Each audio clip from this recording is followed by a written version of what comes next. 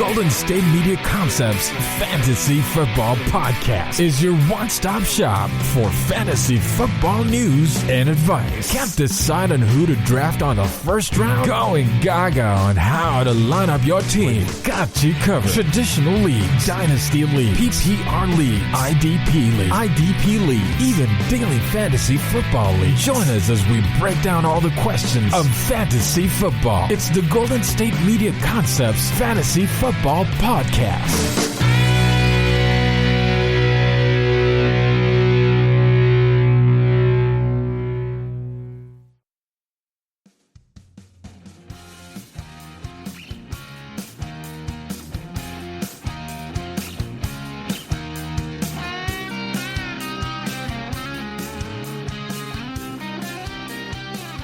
Welcome to the GSMC Fantasy Football Podcast here on the GSMC Podcast Network. I am their Tuesday host, Ethan here, and we have quite a bit to go over, quite a bit of things to say, and there's a toast up. We must toast it up today because I am in the playoffs in both of my leagues. I did not expect this. It was a tough bout, but I have to say, kickers' lives matter. Kickers matter very much in fantasy because won me my week, man. Did it perfectly. So, like how I usually do around here, I just talk about, for the first 15 minutes, what my fantasy week turned out to be. And it started on Sunday. So, of course, there was no Thursday night game because it's moved to Tuesday, but that doesn't matter because my season is both done and finished. So, well, my season's not finished. The postseason is here to come. But it looked like it was a win and go home to the playoffs or a lose and you're done. So, on my opponent's team, we had Kyler Murray, which he had a decent game. Kyler Murray has not been playing well in the rushing standpoint. They're not making him run a lot. So that was probably his downfall. Not really, actually. He has Ben Roethlisberger left to play for Monday night as I'm taping this on a Monday. So maybe it was his downfall. But from my understanding, Ben Roethlisberger was a solid 18 points per game type of scorer. So anyway, Kyler Murray was 16.4. It's nowhere near where you want to see Kyler Murray's point differential be, considering where he came from. Beginning of the season, he had the most points from any quarterback through the first 8 weeks ever, and he's just been teetering off ever since the injury to his shoulder. So that is a big concern. Nick Chubb had a good game, a touchdown, 80 yards, 17.6 points. It was a standard Nick Chubb performance. And then, funny enough, we paralleled a couple times here in our running back scenario, almost identically. But Miles Sanders with a 3.1, that probably sealed his fate. I don't know what's going on over there in Philadelphia, but it is not good. It's actually horrific. There was this weird story that broke that said that once Jalen Hurts was drafted, Carson Wentz was very fearful for his position on the franchise, which, if you watched Jalen Hurts and you saw what people were saying about him pre-draft, if you're Carson Wentz, you probably shouldn't have been afraid. That's a bad sign. I don't think that was truthful what came out. I don't know if that's the truth, but that's not a good sign. Tyler Boyd came back to relevancy until, of course, he got into a fight and then he got ejected. But he had 14 points and then he got ejected out of the game. So he got the one touchdown, which was for 72 yards. So honestly, the play was kind of fluky, the fact that he scored on it. So in reality, he might have probably still had a bad game if the touchdown didn't happen or if he didn't get ejected. But that's just what happened. And then Tyler Lockett, who had a solid day, 6 receptions, 63 yards. It wasn't the best performance of what we've seen Tyler Lockett be capable of, but as you can see, DK has definitely taken over that offense. And also we see that Seattle is not scoring a lot of points anymore because they realize that like I've been saying, their defense can't keep up because their defense can't stop anybody. So they also take a loss to the Giants, which is interesting for NFC East complications or implications. He had Trey Burton off of waivers because Mark Andrews played on Tuesday against Dallas, or he would have, but he is out with COVID, so he would not have been able to play anyway. So Trey Burton ended up with 2.1 points. You know, tight ends are pretty scarce.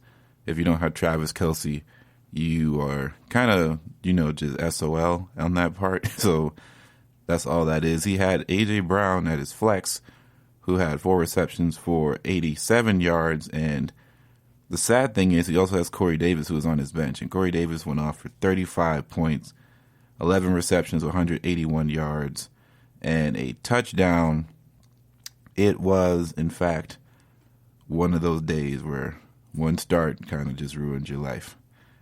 And that was probably it. Yeah, that one, because there was no points anywhere else. Well, he did have Tim Patrick on his bench too, who had 2 touchdowns, but that is, you know, you're not starting Tim Patrick over A.J. Brown. You could have argued that you could have started him over Tyler Boyd considering the circumstances, but, you know, it's kind of hard to say. He had Green Bay, who, you know, at the defense, who dismantled Philadelphia, had 12 points, and I was kind of worried because I really needed his points to go down, but that just didn't really come about. And then he had Mr. Sanders from Miami as kicker with 14 points, and this was the 1 o'clock game, so at this point, I was like, wow, this kicker got 14 points, this is not good. He ended up with 102, and, you know, I had a bunch of 1 o'clock games, and I figured if by after the 1 o'clock games, I would know what my chances would be to win this week. So I had Taysom Hill, who had a really strong game, 2 passing touchdowns, 232 yards, bounce back kind of performance football-wise than from last week, because last week was pretty rough. Alvin Kamara has come back on the scene with 17.7, which was only 1 point higher than Nick Chubb had. And he had a touchdown, 88 yards rushing on 15 carries, which was awesome. So this is the mistake that I made that almost cost me. I put in Kerryon Johnson because I didn't know if I should start Cam Akers or not, because I figured that Kerryon in a 2-back system would be better than Cam Akers in a 3-back system. But here we are. I think the Cam Akers train is here to come. And, you know, I've had Cam Akers for the whole time. Only Cam Akers and Alvin Kamara has been on my team since its inception. And I still refuse to start Cam Akers in the last week of a do-or-die season. And I picked up Kerryon Johnson off waivers, and he gave me 3.1 points. And Cam Akers scored a touchdown, had 72 yards on the ground.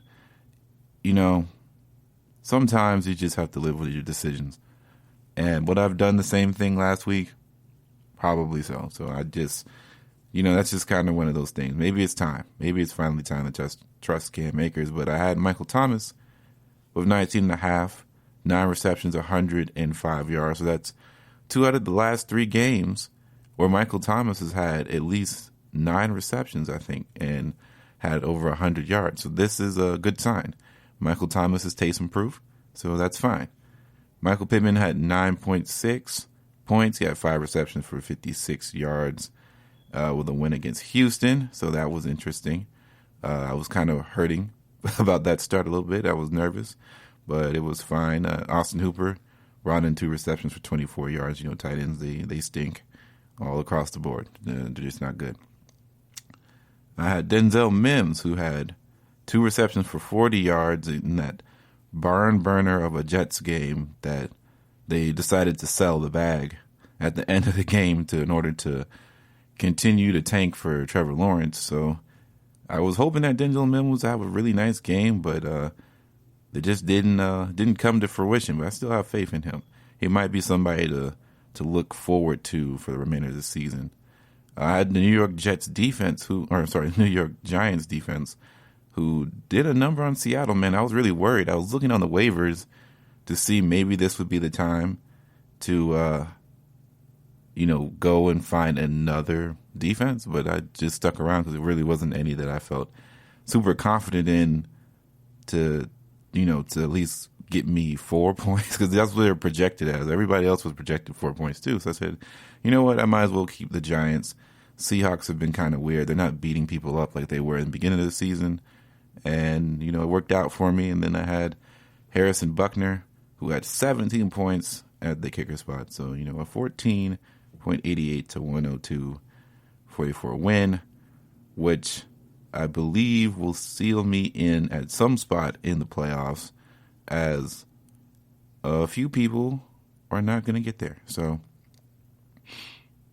life will continue on here in the fantasy football realm on the ESPN side. And, of course, on the Yahoo side, I was already secured a playoff berth, and I believe I'm just going to be moving up in the seedings now, because I did win this week, I'm pretty sure. But it was not the prettiest of wins, because I also had Miles Sanders, who did absolutely nothing. So Miles Sanders is the boo-hoo of the week for sure.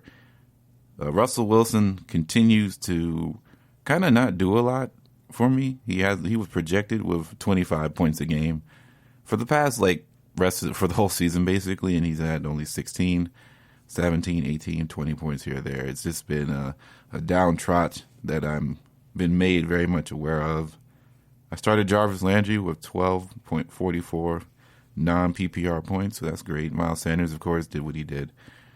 David Montgomery with 23, so that's 2 back-to-back weeks. But keep in mind, he played a bad run defense in Green Bay. He played Detroit, who is worse. Dallas Goddard had 6.6, which is okay. Justin Jefferson with 18. He's really come on. I had Myers for the Seahawks. New Orleans defense was 6 points. And, I ended up picking up Kirk Cousins off waivers. He had 22 points. So maybe it'd be really, really trying times if I'm starting Kirk Cousins over Russell Wilson. But it might just be matchup dependent. My opponent had a Derek Carr 32.7 performance, which solid for him. It doesn't mean he's going to win, though.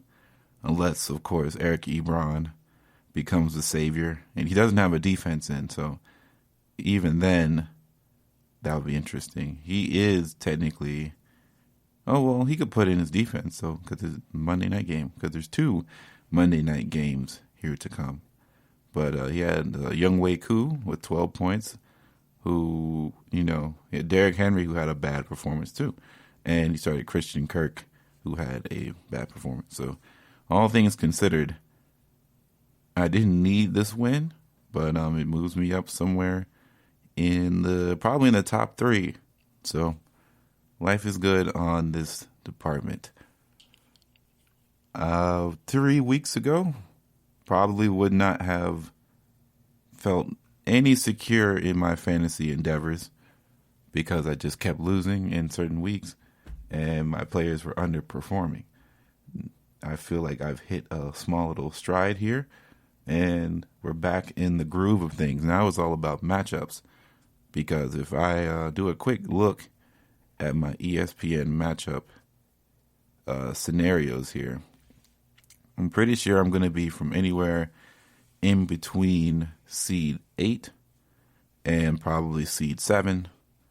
So, I'm sorry, seed 8 or seed 5. So, the whole league in itself there are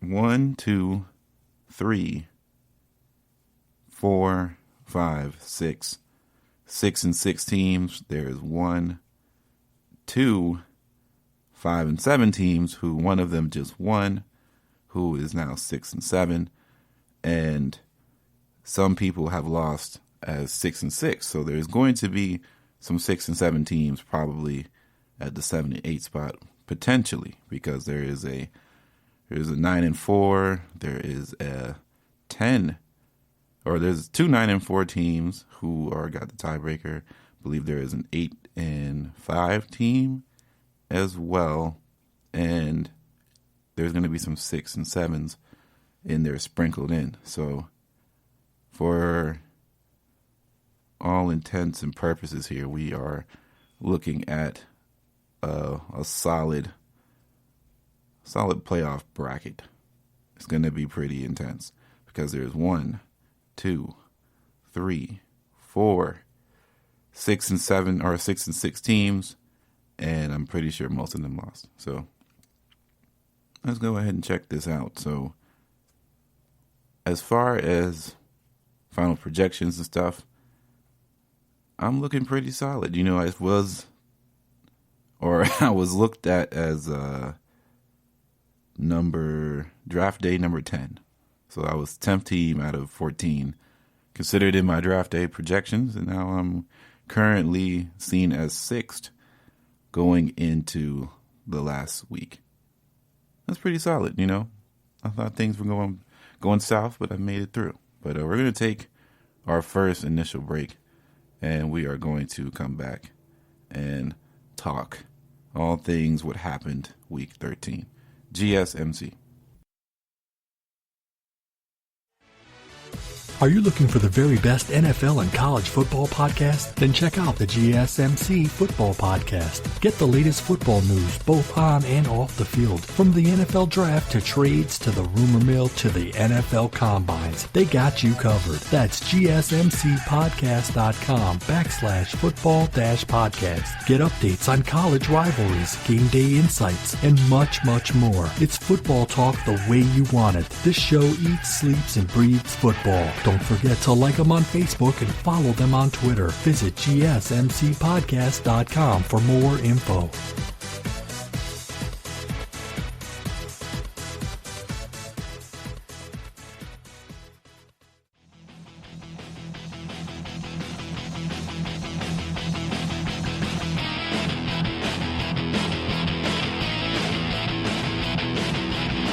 All right, GSMC Fantasy Football Nation, we are back, and we're going to go straight into some of the reactions from Week 13. So a lot of things moved and shaked around, and, we got to get right into it. So New Orleans at Atlanta. So, Traquan Smith had 63 snaps, Emmanuel Sanders with 49.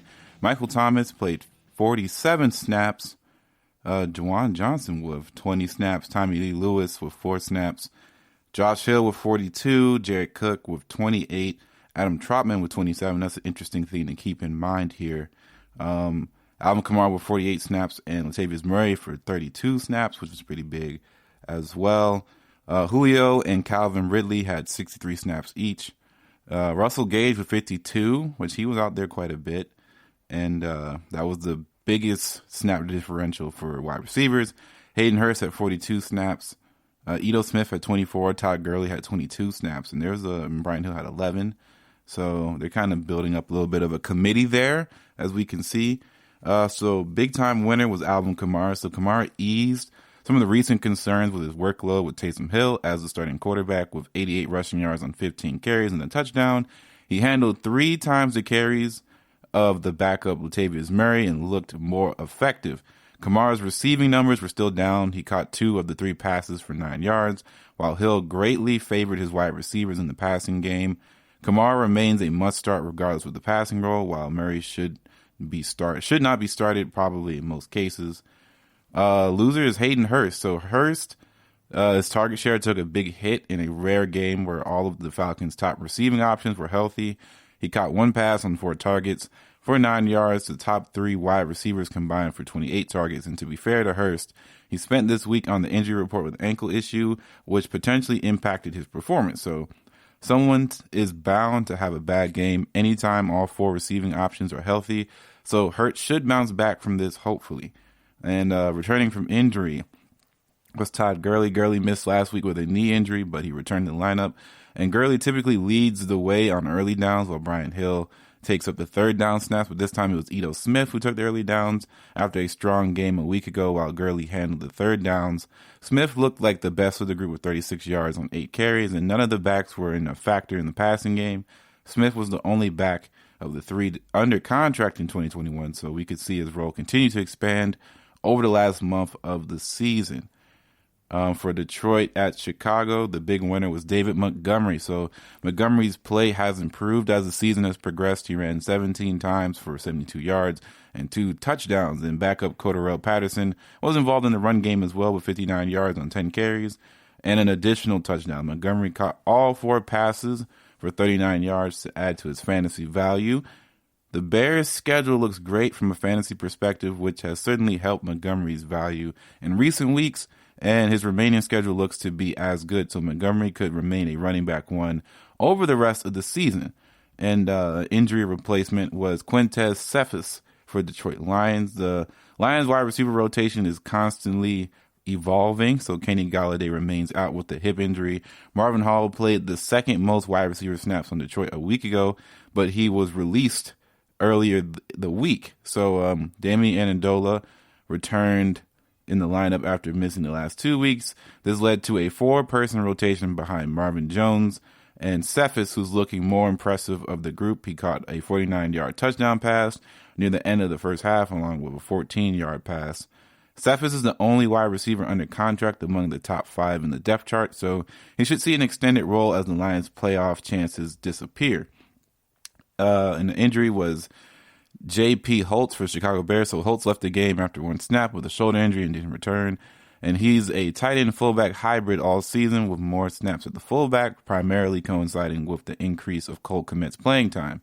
Chicago only ran one play with a player lined up at a fullback the rest of the game, and Ryan Nall took the snap if Holtz missed extended time. Neither Hall will see an increase in snaps, so the Bears might look elsewhere for fullback. And this shouldn't really have any impact on Colt Mccoy because Mccoy already took a lot of Holt's playing time earlier in recent weeks for Indianapolis Colts at the Houston Texans. So T.Y. Hilton put together a back-to-back great games after disappointing over the first 3 months of the season. He caught 8 of 11 passes thrown his way for 110 yards and the touchdown. And it was interesting to see Hilton's function as a clear number 3 in snaps for the first time this season. Hilton's role hasn't changed from recent weeks, but an other wide receiver rotated out less than usual, despite Michael Pittman Jr. and Zach Pascal both playing the vast majority of snaps. They only managed to combine 6 catches for 57 yards. Pittman isn't the clear-cut number 1 wide receiver for Indianapolis as he appeared to be a few weeks ago, and Hilton is a big waiver wire target in leagues where he is available still.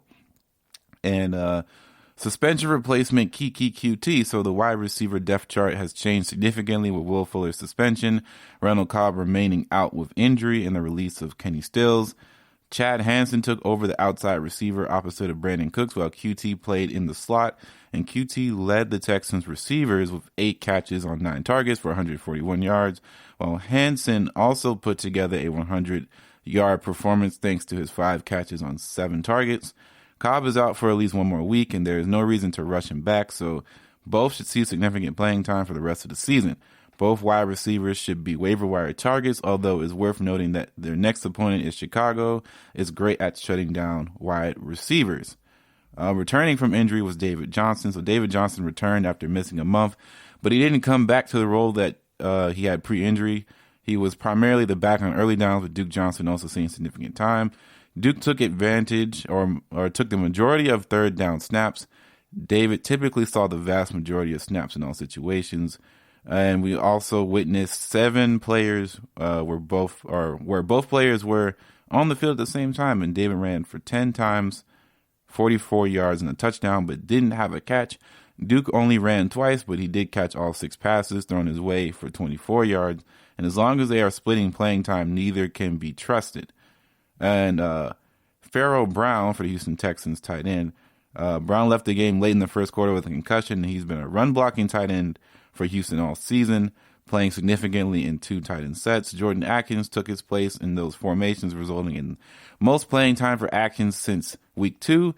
And that didn't translate to fantasy production as Atkins caught just 2 passes on 3 targets for 10 yards. If Brown misses more time, expect him to play the vast majority of snaps. For the Cincinnati Bengals at Miami Dolphins. So the big winner is Mike Gaseki. So Gaseki put together his best performance in nearly 2 months with 9 catches on 11 targets for 88 yards and a touchdown. The Dolphins had plenty of injuries at wide receiver coming into the game, which contributed to a strong performance, typically in games where the Dolphins are leading most of the second half.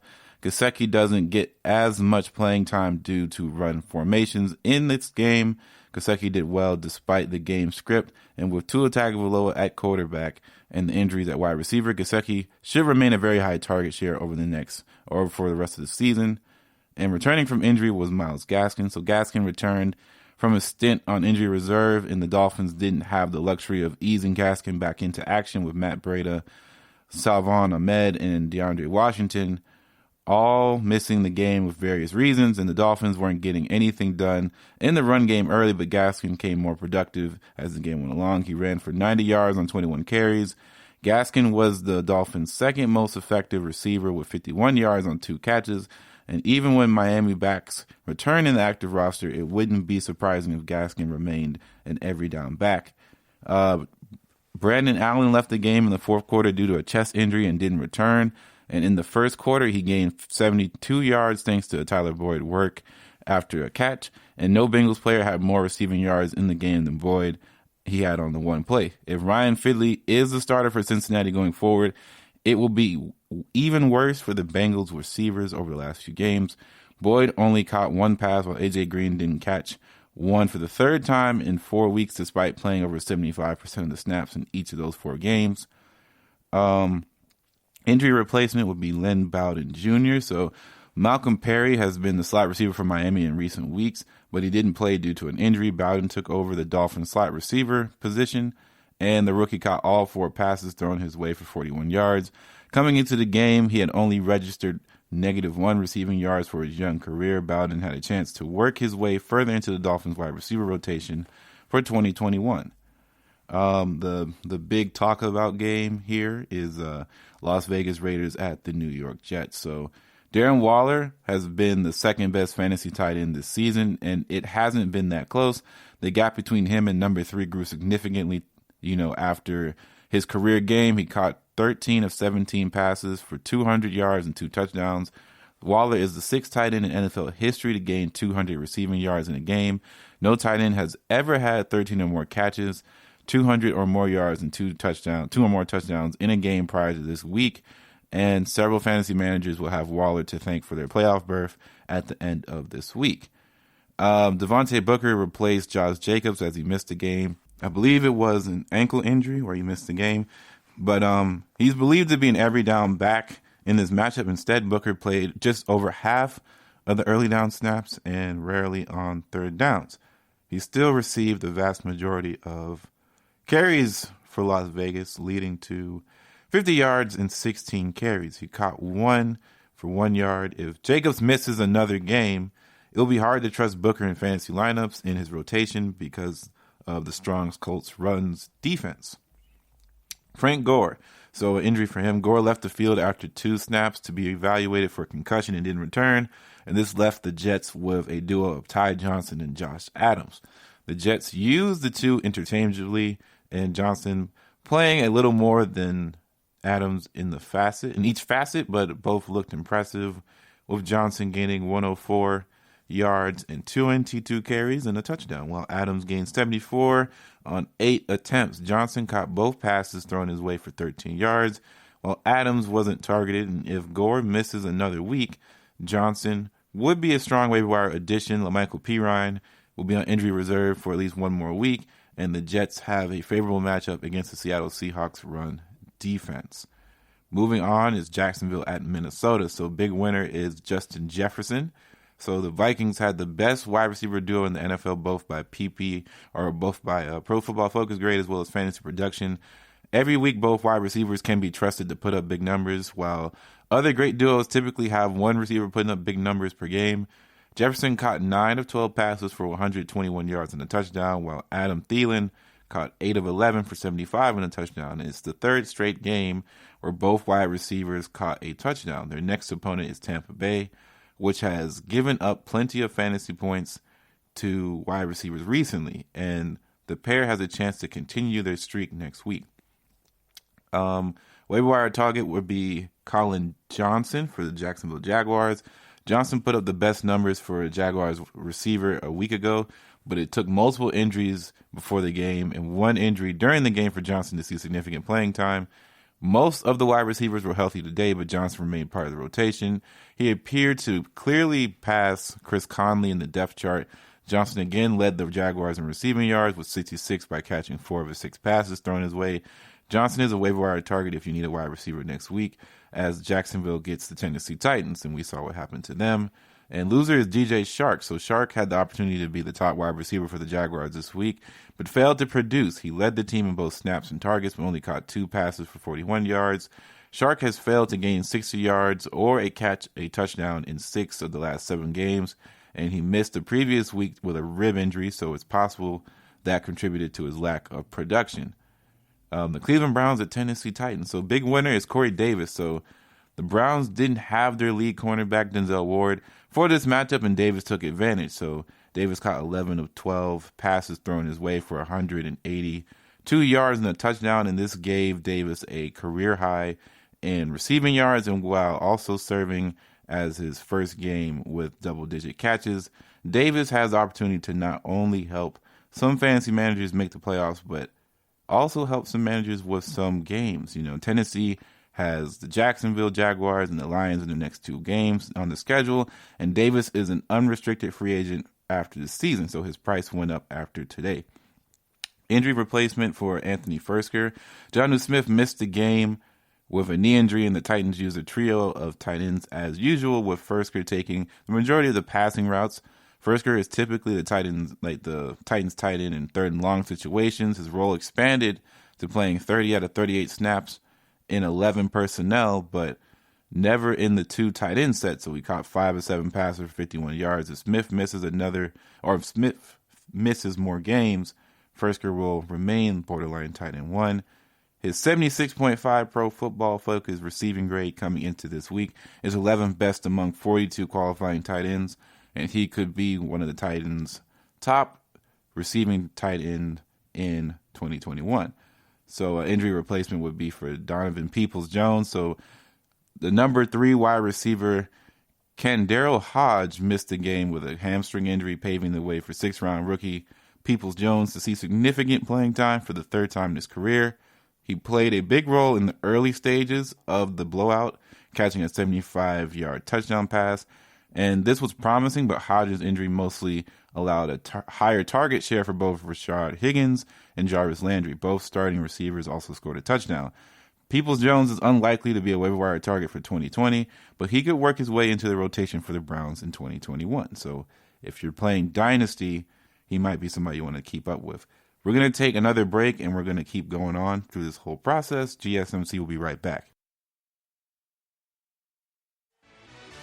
Check out the show that's built on the MMA. From the UFC to extreme cage fighting, they got the fights covered. Check out the GSMC MMA podcast. Get the latest news on past or upcoming fights. Join us as we talk to and about some of the biggest names in the MMA, past, present, and future. When it's the fight game, there's just one show to check out. GSMCpodcast.com/MMA-podcast. Don't forget to like them on Facebook and follow them on Twitter. Visit GSMCpodcast.com for more info.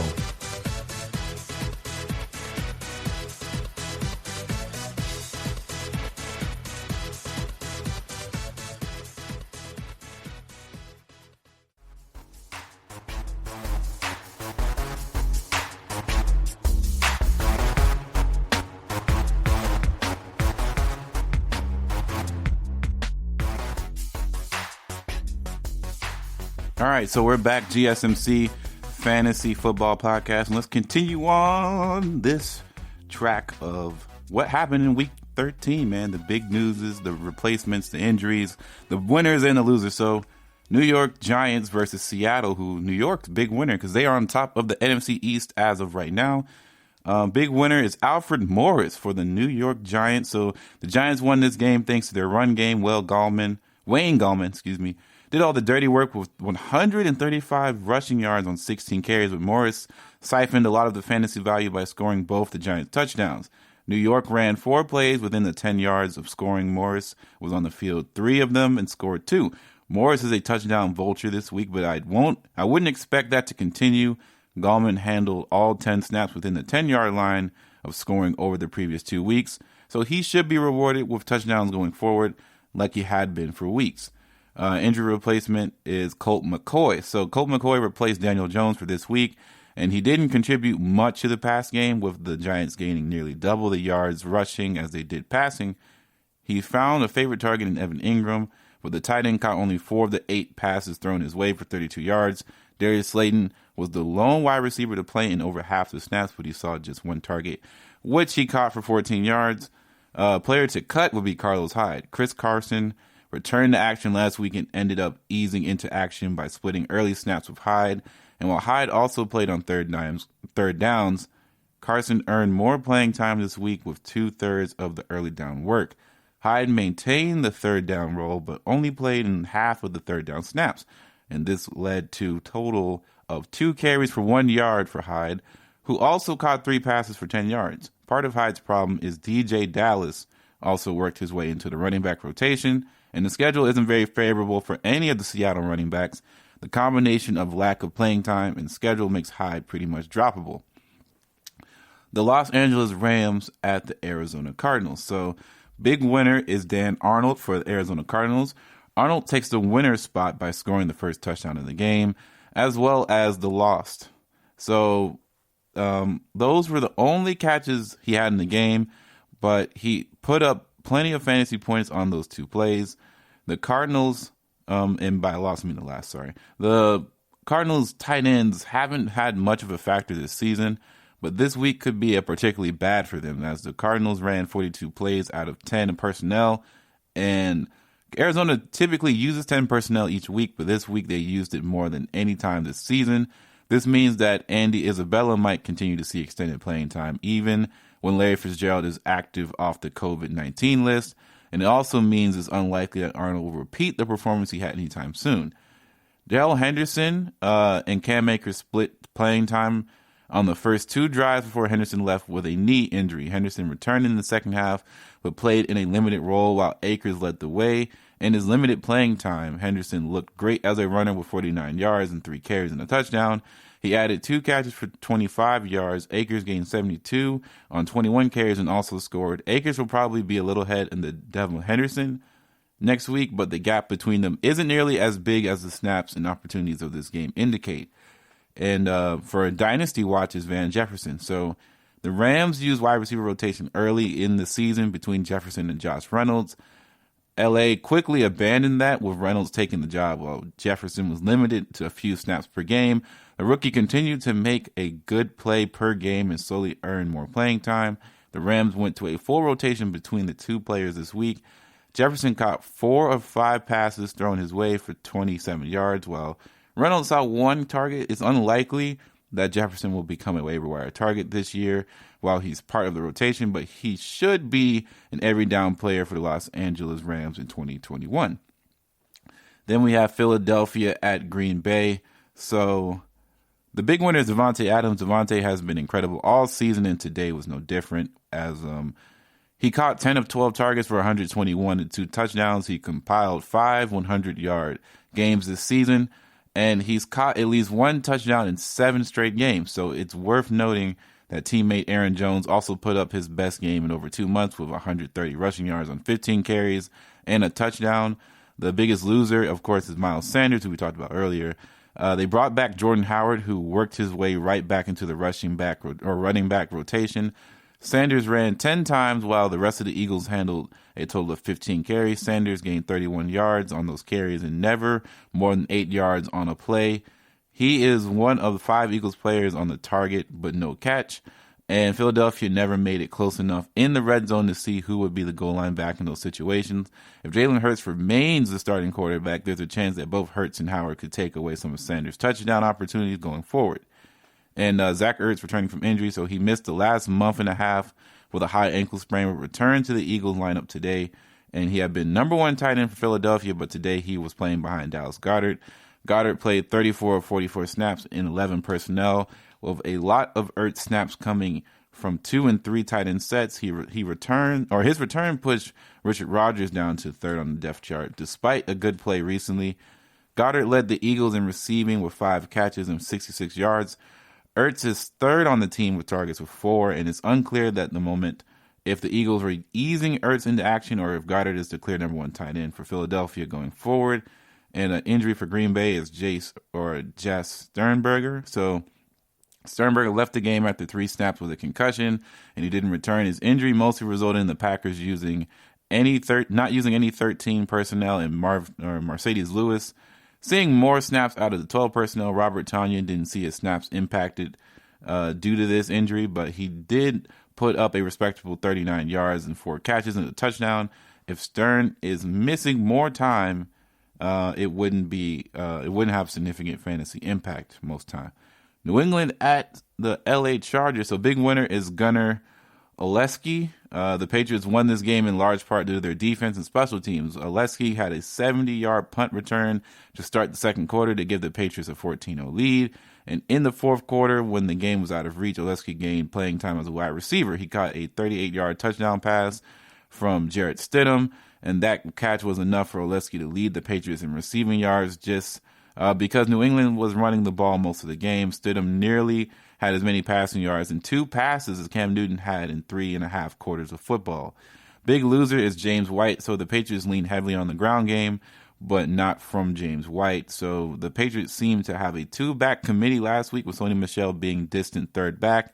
And this week, Michel took the first and second down snaps while White was handling recent weeks, leaving White with only 10 of a possible 52 early down snaps. And White didn't really receive a single carry on the day when the Patriots ran the ball 43 times. He caught 3 passes for a total of 1 yard.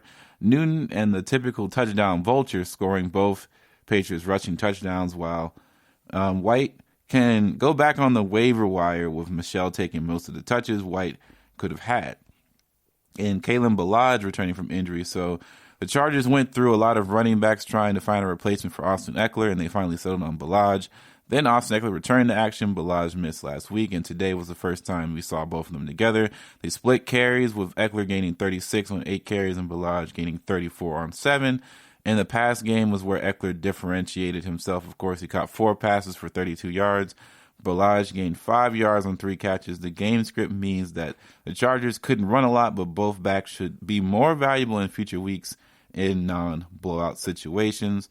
And then, of course, we have Denver Broncos at the Kansas City Chiefs. So big winner is Travis Kelce.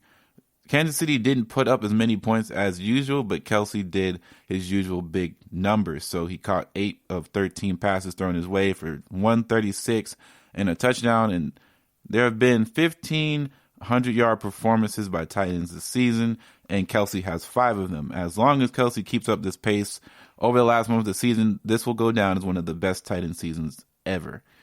Big loser is Jerry Judy for the Denver Broncos. Denver was able to find some success in the passing game, but Judy was relatively uninvolved. So Noah Fant put up respectable numbers for tight end with 57 yards on 4 catches. Tim Patrick caught both touchdown passes for the Broncos, but not much else, and Judy was a non-factor in the game. The rookie pass catcher had no catches and saw 1 target over the first 59 minutes of the game, and he was thrown at 3 times in the last minute of the contest, resulting in 1 5-yard catch and a game-clinching interception. He caught at least 2 passes for 20 yards in each of the first 10 games of the season, and he followed this up with a 0-yard performance in this 5-yard game.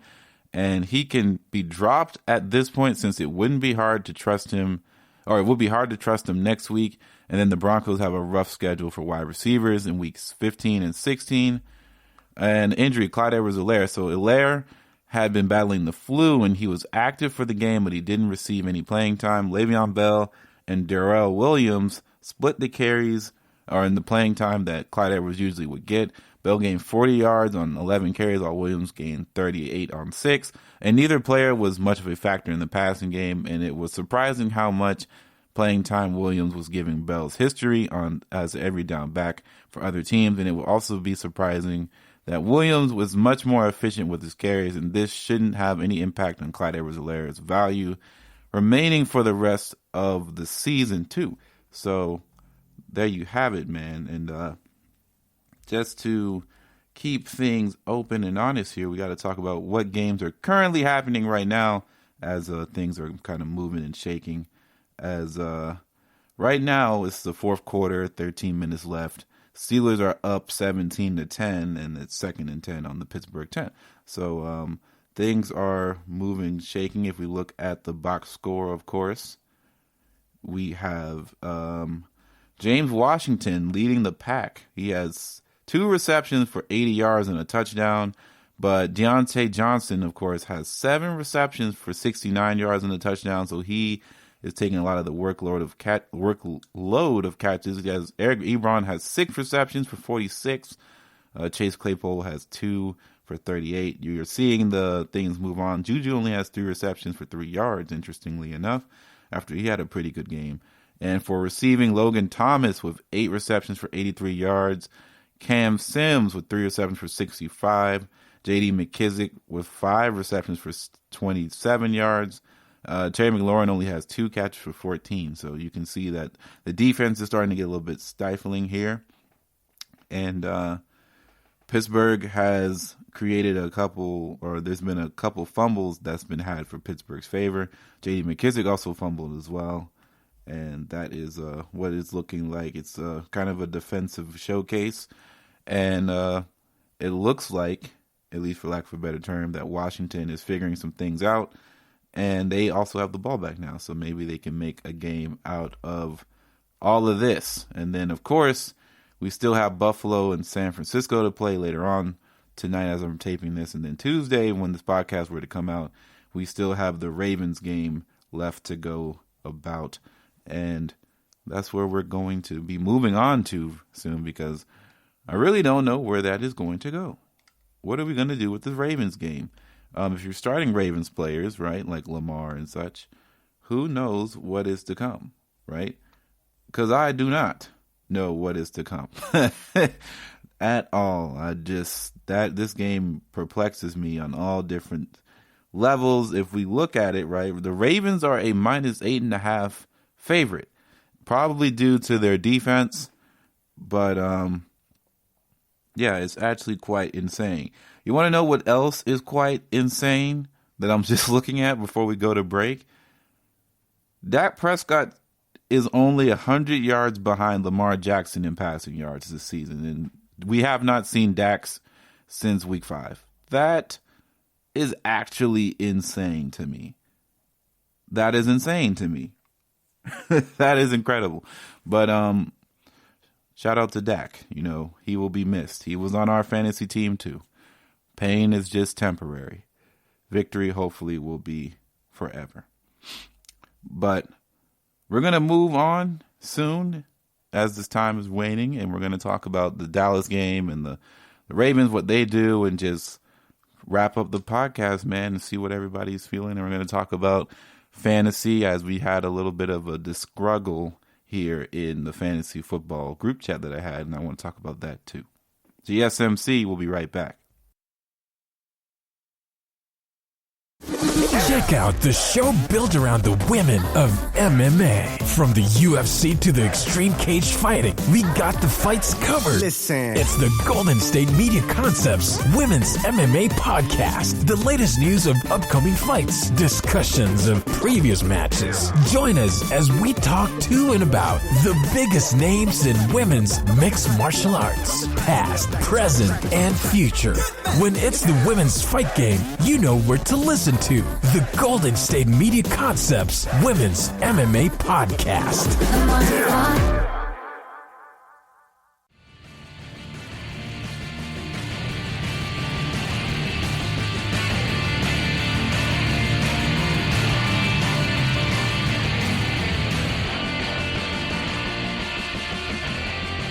All right, GSMC Fantasy Football Podcast here. We're going to wrap up the podcast by talking about the Dallas Cowboys and the Baltimore Ravens game. So the Ravens host the last place Cowboys on a Tuesday night.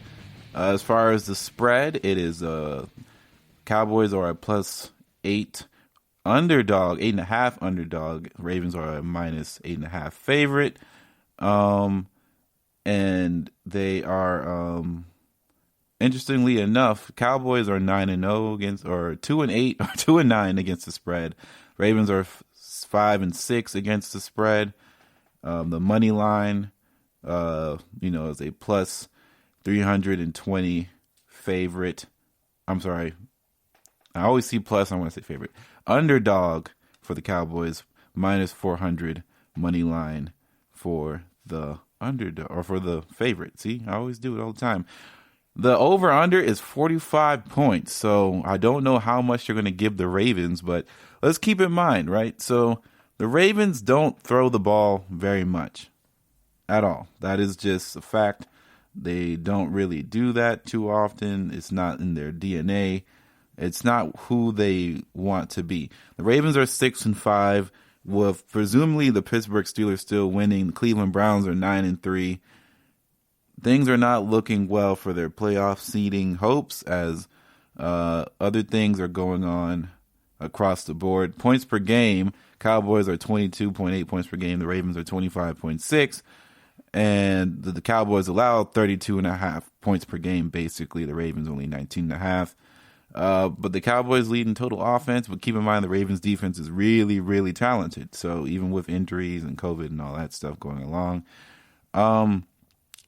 But the Ravens have been slipping, and they are 2-3 at home, which, I mean, doesn't necessarily matter too much, but because the Cowboys are 1-4 away. And if you look at the rest of the record, of course, it doesn't really, records don't matter right now. But basically what I'm saying for this game, in their last couple games, they just got beat down by Washington Cowboys. They beat Minnesota.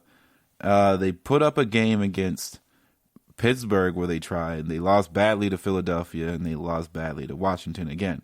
So Pittsburgh, they played Pittsburgh, and they lost. It was a weird game.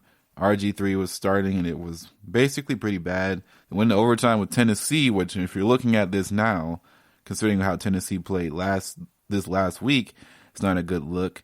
They lost to New England, and they beat Indianapolis. So honestly, Baltimore is just about as weird as any other team in the NFL right now, as far as I'm concerned. Nothing makes sense. We all understand that. And that is what I'm going to leave that game at. I'm assuming everyone believes that this is the case. And I'm going to look at the playoff standings potentially. So right now, as far as what we're looking at in the AFC, Kansas City has clinched a playoff spot, of course, by winning. And Pittsburgh is number 1 seed right now. Kansas City is number 2. Buffalo is number 3. And Tennessee is number 4. We have a Cleveland, Miami, Indianapolis, and Las Vegas 5 through 8 seed, with Baltimore being number 9. New England number 10. If Baltimore somehow loses this game, New England could find a way, New England could find a way to sneak into the playoffs here, which would be hilarious. But New England's rest of schedule, rest of season, should I say, is the Rams, Dolphins, Bills, Jets. Honestly, that's a pretty hard stretch, and they're not a good team. Like, let's keep in mind, New England's been playing better, but they're not a good team. They can't throw the ball realistically against anybody. And I don't care about the monsoon game against the Ravens. That doesn't necessarily count to me anyway. And that's just what it is. But the Ravens' rest of schedule is actually pretty, it's not like something that I would be wanting to play right now. Typically because, I'm sorry, not the Ravens, but the Ravens' schedule is actually pretty well suited for them to run the table in a sense, but we've also seen that any team you could come across a team and you could beat them on any given Sunday. So it's not a given. They do play the Browns after this week. They play the Jaguars, who is a weird team. The Giants, who just beat the Seahawks, they play them 2 days after Christmas. And then they have the Bengals the last game of the season. So realistically, you should see four wins here, give or take, because I think Cleveland might give them a run for their money coming up on the 14th of December. And that would determine a lot of things in the AFC North for them. And I think Cleveland still wants to try and keep their lead and their distance and all this stuff, because I'm sure they don't want to be caught in a situation where they have to hope for other people to give them, their destiny. But let's keep this in mind. They do still have to play the Steelers and the Ravens, who They play the Ravens, of course, coming up, and they play the Giants. They do play the Jets on the 27th, so be that as it may. But keep that in mind. So week 14 is this coming week. They play they play the Ravens. They play the Giants week 15, and they play the Jets week 16. If you have Cleveland players and you make it to week 16, Jarvis Landry might win you your league. This is, repeat, Baker Mayfield and Jarvis Landry might win you your league. Keep that in mind. Biggest things now is playoff time, so we have to look at weeks 14, 15, and 16 as who has the best matchup. It's no longer just start your studs. It's also like you should have a couple studs on your bench too, like realistically here, like stud replacement guys who will have quality matchups, and you might have to play the matchup game moving forward for the remainder of the season and try to build yourself the best roster, because in all likelihood, you may only have like 3 studs on your roster if you're balling like that. And then after that, it's just who has the best matchup. And that's what is going to be important. Speaking of matchups, since I have spoken about winning my game this week, and I should be in the playoffs no matter what, but there was an interesting conversation being brought up in my fantasy football chat that I play in. And it's the idea that head-to-head should count. And I just wanted to talk about this. So somebody was talking about the commissioner said, I forgot that this person may not make it tonight. And if, player 2 or whatever the case may be wins, another person might not make it. And then someone brings up, it's 3 out, 3 in. And actually it's 2, so it would be 2 out, and then it would say that someone named Rashad would be in, Tyson would be in because he's beating everybody competing for a spot. And apparently that does not work like that, because everybody is 7-6, so it goes by points scored. And somebody, as the Tyson guy, is like, that's messed up. And the idea is, why doesn't head-to-head matchups matter? And because that means if somebody did that, it would be the commissioner would be 1 seed and all that, and it only matters if it's literally a head-to-head tie, and the tiebreaker between 2 people, then it's head-to-head. If it's a 3-way tie, it goes by points, and that's just how it's always been. And according to ESPN, it's to select a tiebreaker, to use the case that 2 or more teams have the same overall record at the end of the regular season. If head-to-head record is selected and your league has multiple divisions, intra-division record will be used as the next tiebreaker. If intra-division record is selected, head-to-head record will be used as to resolve any teams that are also tied after all the all the tiebreakers are used. And note that the league manager can override any automatically generated playoff matchups if desired using the GM tool selected. So he mentioned that he's going to upgrade it to head-to-head record right now, but it's not probably going to change anything. And then this started the uproar, because my good friend Dardeli was like, changing league rules in week 13. That doesn't make a lot of sense. And I also agree. You cannot change rules that have been here since week 13. No one had issues with the rules until they noticed that they were playing for the playoff spot. If you saw this beforehand, maybe even week 2, you could have mentioned this. But you can't change this the last week of the season because you see this, right? And this is just a nonsense. Dardell makes a good point, because he had Clyde Edwards-Helaire in his lineup, and no one really knew he was not going to play. They said he was sick, but it didn't sound like he was out for the game. He didn't have the questionable on his name, so he left him in his lineup, and he wasn't going to play, and thus he had to take that 0.0 L. And the commissioner was not going to grant that request to take him out. So why should this be a change when this affects a lot of things within the league that's already been established.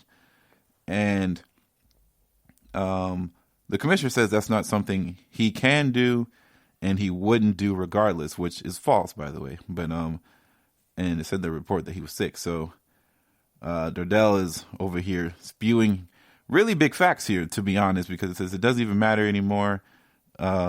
There's a reason it's a default setting or a default setting. It's points for so that people who underperform and get lucky with opponents who have down weeks aren't guaranteed playoff spots. So it's really simple. If you change the rule now, he said he's going to politely ask for his funds back. And if you don't change the rules and he still doesn't make the playoffs, he won't complain. It's that simple. And I'm like, preach it. Because, beating people head to head has no relevance, considering division standings have no relevance in our league currently. That's why it's records, then points scored, then everything else. And then someone else is fighting against this this feeling, saying that it makes no sense. Why would you be rewarded for putting up more points when someone who straight up just beats you? And literally everybody who is playing for a playoff spot, Tyson has beat. And, it's just you shouldn't. He says that you shouldn't get rewarded because you put up 160 on a bad player and beat his 2-10 roster, which in reality his 2-10 roster is pretty good. And he put up points, he just lost, right? So it's actually the person needed. And I said that this is not real sports. Like, fantasy has randomness, and I beat the best seeded guy this week, but my team isn't doing that 6 out of 10 times probably. And beating a team grants you just a win, and that's it. Like, and using Sean for example is pretty weak because his team was averaging like 110 a week. So it's not like he was a rollover team. You had to put up and play him. And I said it's not based off of real sports. And he said, of course it's based off of real sports. It's actual professional sport. Is based off of, doesn't allow teams to get in because they scored more points. And then I said, so then it should be top 4 in the division that gets in. And he said, you apply real knowledge to the real sport when selling lineups, but you don't want to do it for the playoffs. And I said, that doesn't make any sense. And, Dardell brings up, in real life teams know a player is going to be sick before the game starts. So if this one-on-one is real life, why is Clyde still in his lineup? So he's still arguing about this. And, other people started to chime in saying that, whether David is right or not, you can't change the rules within week 13. And next season, of course, this could be a conversation, but you can't just change the rules now after we've gone through this and everybody's been playing the weeks as if the rules were what they were. And that's what it is. So Dardell ends basically this conversation by saying, it's not about the money put in. It's the same way as it's not about whether or not, people happen to squeak in. The league has to have some boundaries. If you want the rule change, you either put it up to a vote or you put it up for a vote for next year. You cannot change it in the middle of the season. And I completely agree. And by the middle of the season is basically the end. So you can't make this happen.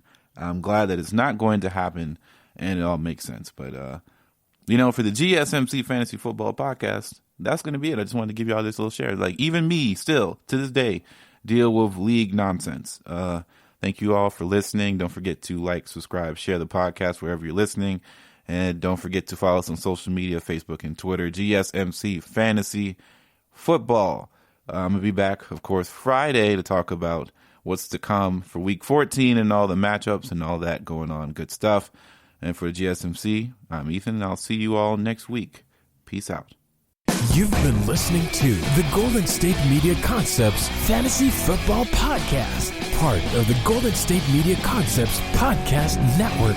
You can find this show and others like it at www.gsmcpodcast.com. Download our podcast on iTunes, Stitcher, SoundCloud, and Google Play. Just type in GSMC to find all the shows from the Golden State Media Concepts Podcast Network, from movies to music, from sports to entertainment, and even weird news. You can also follow us on Twitter and on Facebook. Thank you, and we hope you have enjoyed today's program.